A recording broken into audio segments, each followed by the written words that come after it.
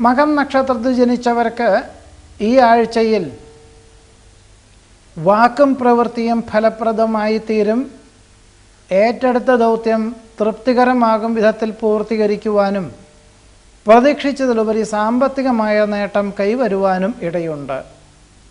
വ്യാപാരം, വിപണനം, വിതരണം എന്നീ മേഖലകളിൽ പ്രതീക്ഷിച്ചതിലുപരി പുരോഗതി കൈവന്നു ചേരും. പുതിയ കർമ്മ മേഖലകളെപ്പറ്റി പുനരാലോചിക്കുവാനും തീരുമാനം കൈക്കൊള്ളുവാനും ഇടയുണ്ട്.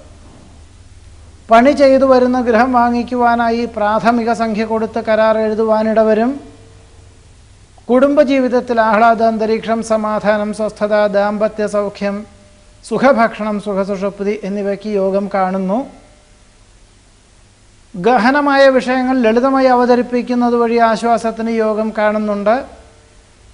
പുത്രപൗത്രാദികളോടൊപ്പം ഓണാഘോഷത്തിനായി അന്യനാട്ടിലേക്ക് ദൂരയാത്ര പുറപ്പെടുവാനിടയുണ്ട്. അഥവാ അന്യനാട്ടിലെത്തിച്ചേരുവാനും സാധ്യത കാണുന്നു.